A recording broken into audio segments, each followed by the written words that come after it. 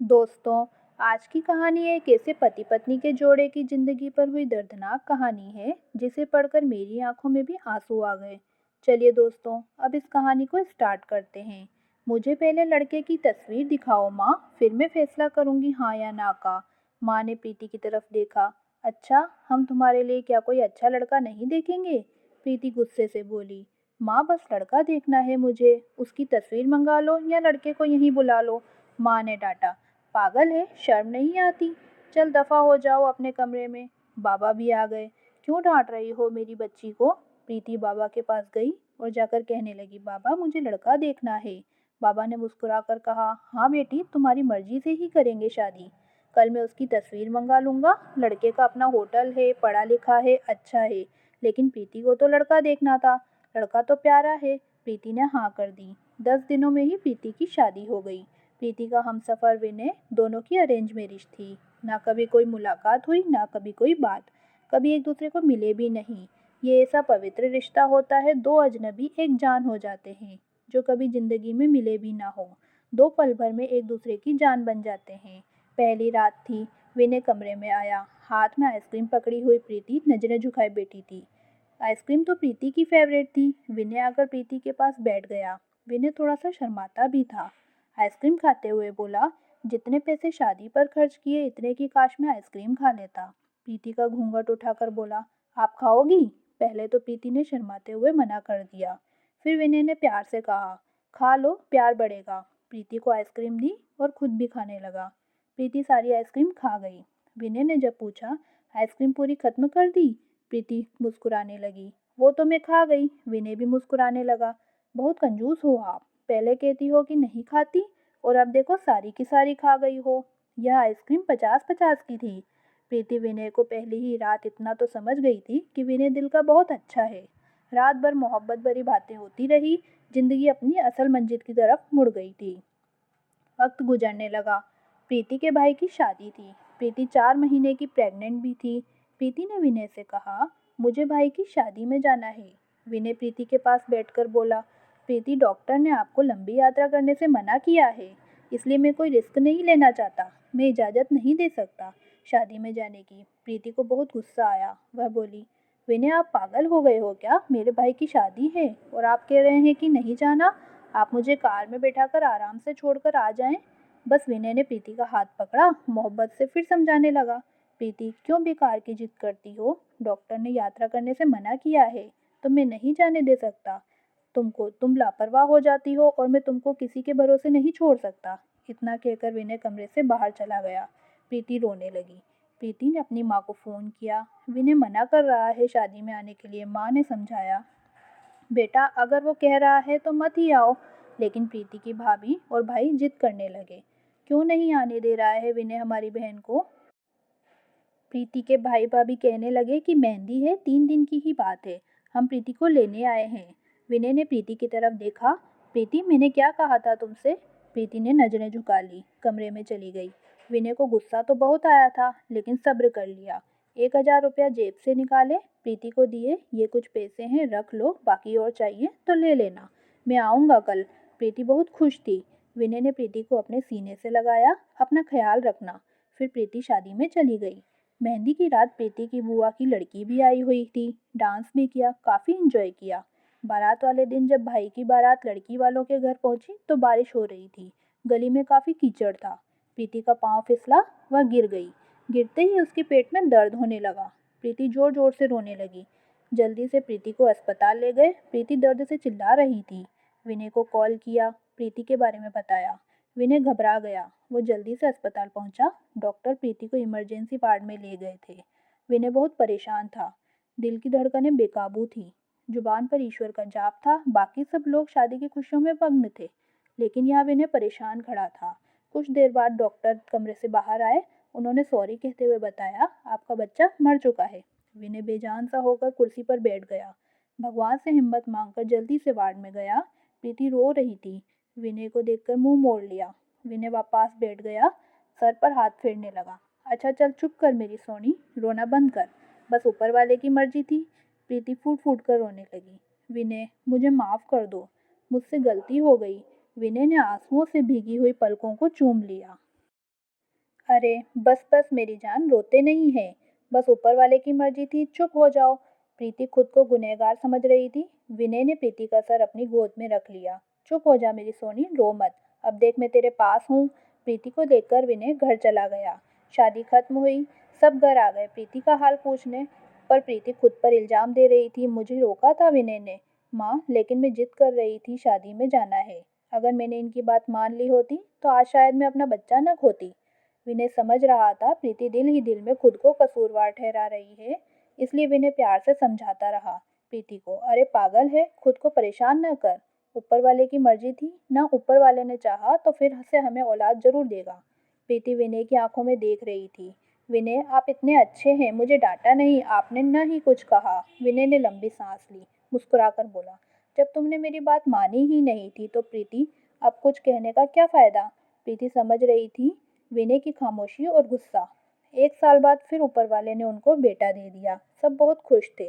विनय बाहों में उठाकर झूमने लगा अपने बेटे को। प्रीति बेड पर लेटी विनय की आंखों में बेटे की मोहब्बत में निकलते आंसू देख रही थी। जिंदगी में अच्छे दिन आते हैं, लेकिन अक्लमंद वही होता है जो खुद को हालात में ढाल लेता है। विनय के 2 भाई जो विनय से अमीर थे, उन दोनों भाइयों का अपना अच्छा खासा बिजनेस था। लेकिन विनय का छोटा सा होटल था जिससे बस गुजारा हो रहा था। प्रीति ने जिद की, विनय, बच्चे को गर्मी लगती है इसलिए यह बहुत रोता है, मुझे कमरे में एसी लगवा कर दो। विनय ने प्रीति के सिर पर हाथ रखा। अरे प्रीति, पागल हो गई हो क्या? मेरे पास नहीं है इतने पैसे एसी के लिए। प्रीति ने जिद की, मुझे एसी चाहिए, बस कमरे में। विनय अपने बेटे को सीने पर लेटाकर खेल रहा था उसके साथ। प्रीति बस एसी लगवाने की जिद किए बैठी थी। विनय ने प्रीति का हाथ पकड़ा, अपने करीब किया। प्रीति, पता नहीं क्यों इतनी जिद्दी हो तुम, लगवा दूंगा एसी। ये लो, सो गया है मेरा राजकुमार, इसको लेटा दो। 2 साल बाद ऊपर वाले ने एक बेटी भी दी। वे दोनों बहुत खुश थे। हर अच्छी बुरी ख्वाहिश पूरी करता था विनय, लेकिन फिर भी छोटी छोटी बातों पर उनमें झगड़ा होता ही रहता था। बेटा 4 साल का हो गया था, बेटी छोटी थी। विनय का होटल का काम अच्छा नहीं चल रहा था। विनय कुछ परेशान था। घर आया, देखा बेटे ने उसका लैपटॉप तोड़ दिया था। प्रीति मोबाइल पर लगी हुई थी। विनय ने देखा लैपटॉप टूटा हुआ पड़ा है। विनय चिल्लाकर बोला, प्रीति, ये क्या है? प्रीति ने देखा, ये आपके लाडले ने तोड़ा है। विनय गुस्से में पहले ही था। प्रीति को गाली देकर बोला, तुम्हारा दिमाग काम नहीं करता? इसमें मेरा सारा डेटा था, तुम पागल हो क्या? जाओ खाना लेकर आओ, उठ जाओ। प्रीति गुस्से में बोली, सुशील, मैं नौकरानी नहीं हूँ, सारा दिन बच्चों को संभालूं और फिर तुम मुझे गाली दो। सारा दिन इतना काम करो और कदर इतनी सी है, गाली दे रहे हो। प्रीति खाना लेकर आई। बैंगन बने हुए थे। विनय ने बैंगन देके चिल्लाकर बोला, तुम्हारा दिमाग खराब है? तुमको कितनी बार समझाया है मैं बैंगन नहीं खाता। विनय ने खाना उठाकर फेंक दिया, उठकर बाहर चला गया। इतने में बेटे ने कांच का गिलास तोड़ दिया जो हाथ पर लग गया। काफी खून बहने लगा था हाथ से। प्रीति ने बेटे को 1-2 थप्पड़ लगा दिए। बहुत तंग आ गई हूँ मैं तुम दोनों बाप बेटे से। बेटे को उठाकर कमरे में ले गई। रो रही थी। साथ ही उसे बोल रही थी, 5 साल हो गए हैं इस इंसान के साथ, लेकिन कोई कदर ही नहीं है। बेटे के जख्म पर मरहम लगाने लगी। इतने में बेटी भूख से रोने लगी। बेटी को गोद में उठाया। इस इंसान की ऐसी हरकतें रही तो गुजारा मुश्किल हो जाएगा। रात भर विनय गायब रहा। प्रीति ने भी फोन करके न पूछा। प्रीति ने अपनी माँ को बताया, विनय आजकल न खर्चा दे रहा है, न अच्छे से बात करता है, गालियां देता है। माँ ने कहा, अच्छा हम करते हैं बात उससे। विनय को महसूस हुआ उसने अच्छा नहीं किया प्रीति के साथ। आज घर जाकर प्रीति को सॉरी बोलूंगा। घर आया तो देखा घर में प्रीति के माँ बाप, चाचा सब आकर बैठे हुए थे। विनय ने प्रीति की तरफ देखा। प्रीति खामोश रही। विनय ने नमस्ते किया। उसके बाद बात तो शुरू हो गई। माँ चिल्लाकर बोली, क्यों बेटा, तुम खर्चा नहीं देते हो प्रीति को? क्यों गालियां देते हो? विनय को बहुत गुस्सा आया। घर की बात थी, हम दोनों ही सुलझा लेते। विनय ने गुस्से से कहा, इसको सब कुछ देता हूँ, ये बस तमाशा बनाना चाहती है। प्रीति भी गुस्सा थी। वो भी गुस्से में बोली, क्या देते हो? वो महीने में 10,000 देते हो जिसका दोनों बच्चों का दूध भी पूरा नहीं होता। एहसान करते हो मुझ पर? तुम्हारे बच्चों पर खर्चा करती हूँ। बहस इतनी बढ़ गई कि सबके सामने विनय ने प्रीति को थप्पड़ मार दिया। प्रीति की माँ को बर्दाश्त नहीं हुआ। वो अपनी बेटी को साथ ले गई।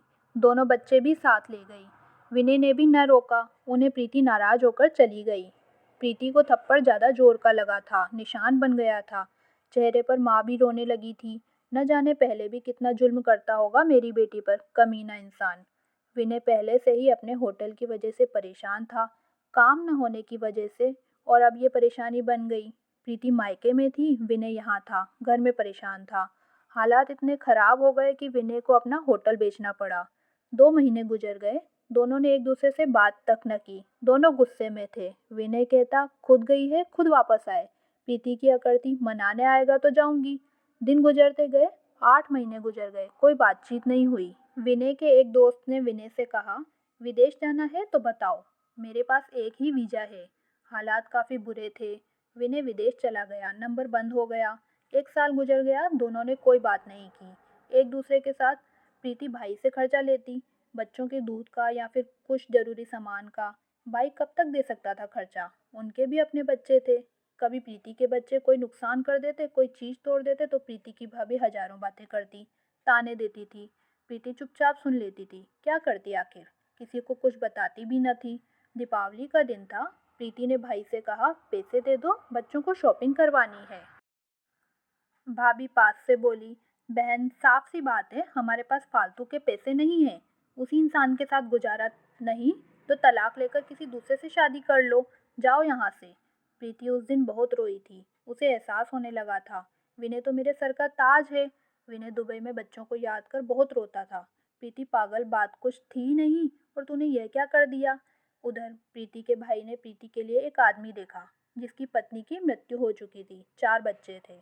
उसके भाई ने प्रीति से कहा, अब विनय से तलाक ले लो, इस आदमी से शादी करके घर बसा लो अपना। प्रीति की आंखें भीग गई थी आंसुओं से। जल्दी से मोबाइल निकाला, विनय को फोन लगाया, नंबर बंद आ रहा था। प्रीति रोने लगी, मुझे विनय के पास ही जाना है, मुझे कोई शादी नहीं करनी किसी से। उधर विनय का भी दिल तड़पा, उसने सोचा, मेरी प्रीति तो मासूम सी है, थोड़े से गुस्से पर नाराज हो जाती है ना, खुद ही माफी मांग लूंगा अपनी जान से। वो टिकट करवाकर हिंदुस्तान वापस आ गया। प्रीति रो रोकर भगवान से अपने पापों की, अपनी गलती की माफ़ी मांग रही थी कि ऊपर वाले मुझे माफ़ कर दे, मुझे मेरा विनय वापस कर दे। रात भर रोती रही। सुबह बेटे को नाश्ता करवा रही थी कि दरवाजे पर घंटी बजी। भाभी ने दरवाज़ा खोला, सामने देखा विनय खड़ा था। प्रीति की नज़र पड़ी विनय पर, हाथ से दूध का कप छूट गया। नंगे पांव दौड़ती हुई जाकर विनय के सीने से जा लगी, चीख चीख कर रोने लगी, विनय मैं बहुत प्यार करती हूँ तुमसे। विनय के पांव पकड़ लिए, माफ कर दो विनय। विनय ने प्रीति का माथा चूमा, आंसू साफ किए। तुम भी माफ कर दो मेरी जान, मैंने गुस्से में ज्यादा बोल दिया था। बच्चों को सीने से लगाया, विनय प्यार करने लगा। प्रीति भाई और भाभी की आंखों में आंखें डालकर गर्व से बोली, मेरा परमेश्वर, मेरा हमसफर है मेरे पास, आप लोगों का बहुत बहुत धन्यवाद। वो विनय के साथ घर वापस आ गई। दोनों खुशी से सब बातें भूलकर जीने लगे। लेकिन वो इस समाज को इतना बता गए, जज्बात में जुदा हो जाना बहुत आसान है, लेकिन जुदा होकर जीना बहुत मुश्किल है। जो दर्द एक हमसफर महसूस कर सकता है, वो कोई और नहीं समझ सकता। गलत फैसला लेकर जिंदगी बर्बाद ना करें, ये सब वक्त के साथ बदल जाता है। हाँ, अगर नहीं बदलता तो हमसफर अगर कोई नाराज है या घमंड में है तो जाओ, मना लो, राजी कर लो एक दूसरे को, इससे पहले कि फिर देर हो जाए। अगर मेरी कहानी किसी एक के भी दिल में घर कर गई तो मेरा मकसद पूरा हो जाएगा।